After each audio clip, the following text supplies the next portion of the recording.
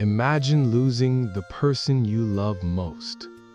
Not for a day, not for a year, forever. Now, imagine your pain is so great that you cannot eat, you cannot sleep, you cannot speak. This is what happened to one man, a powerful man, a king. And instead of giving up, he made a decision. He would build something so beautiful that the whole world would remember her name forever. This is the true story of Shah Jahan and Mumtaz Mahal, and the most beautiful building ever created. Welcome to Echoes of History. I am glad you are here. Every week, we tell the world's greatest true stories, slowly, clearly, just for you. Now, let's begin. To understand this story, we need to go back to the year 1592. In northern India, there was a great empire, the Mughal Empire.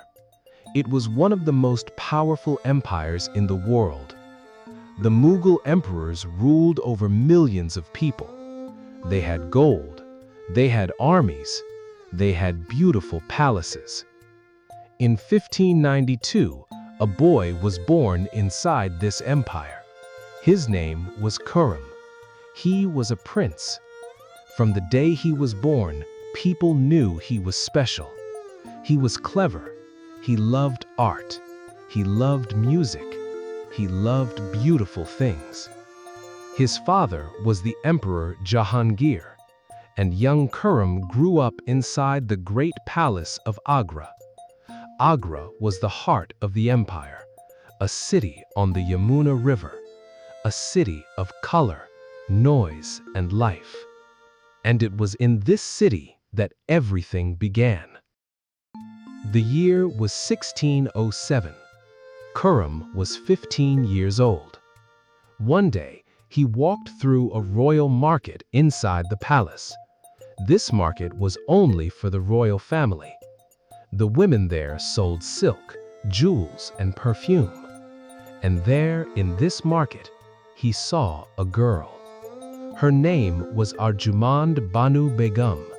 She was 15 years old too. She was selling silk and glass from a small stand.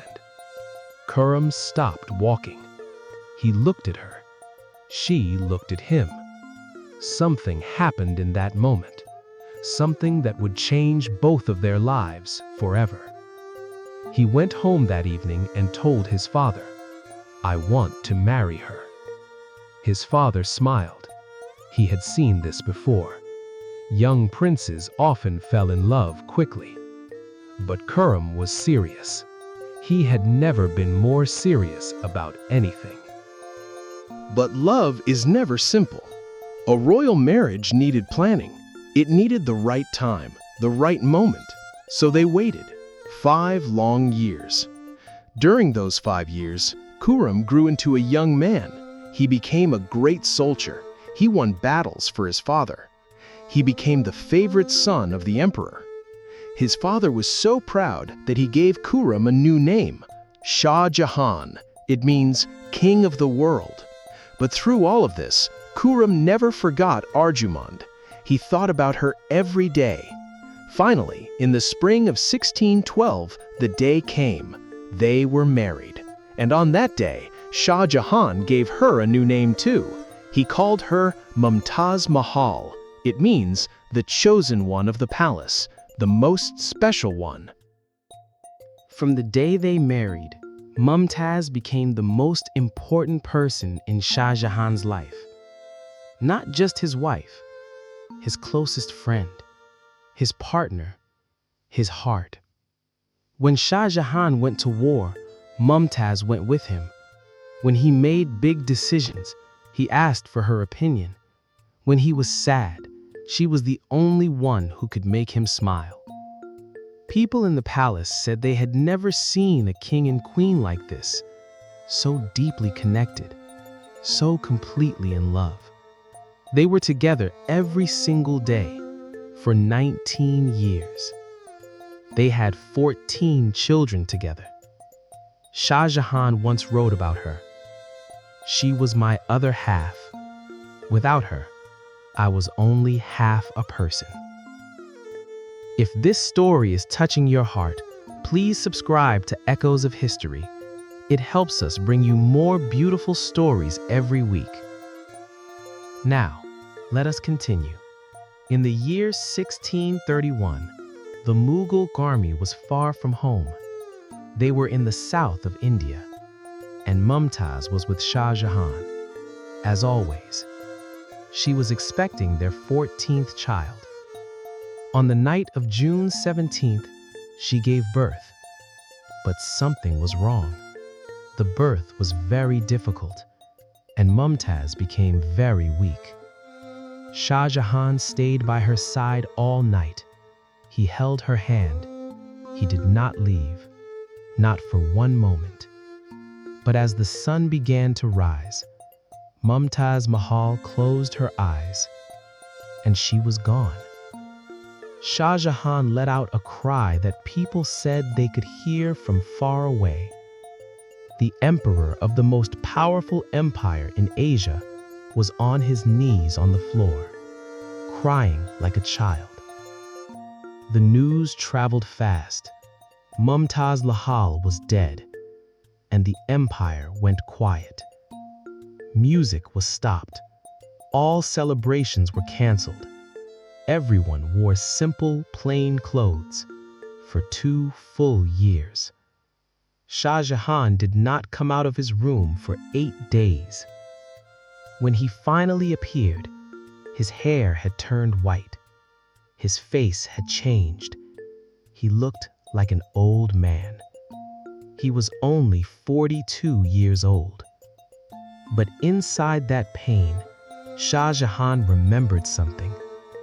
Before she died, Mumtaz had asked him for 2 things. First, never forget her. Second, build her a resting place so beautiful that the whole world would say her name forever. Shah Jahan looked at his white hair, and he made a promise. "I will build it." Shah Jahan called the greatest builders in the world to Agra. Designers came from Persia, from Central Asia, from across India. Shah Jahan looked at every detail himself. Nothing was good enough. Nothing was beautiful enough. Only the best from Mumtaz. 20,000 workers came to Agra. The finest white marble came from the mountains of Rajasthan.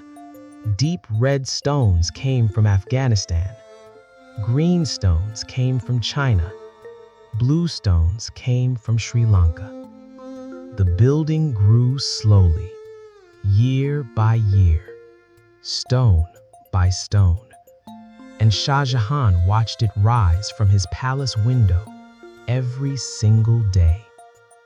22 years passed, and then, in the year 1653, it was finished. The Taj Mahal. It stands on the banks of the Yamuna River in Agra. Pure white marble. 4 tall towers around it. A great dome in the center. In the morning, it is soft pink. At midday, it is bright white. At sunset, it turns golden. At night, under the moon, it seems to glow. Inside, beneath the great dome, lies Mumtaz Mahal, and beside her, Shah Jahan himself, buried together forever. Today, nearly 8 million people visit the Taj Mahal every year. They come from every country in the world. They stand before it. They go quiet, because some things are beyond words.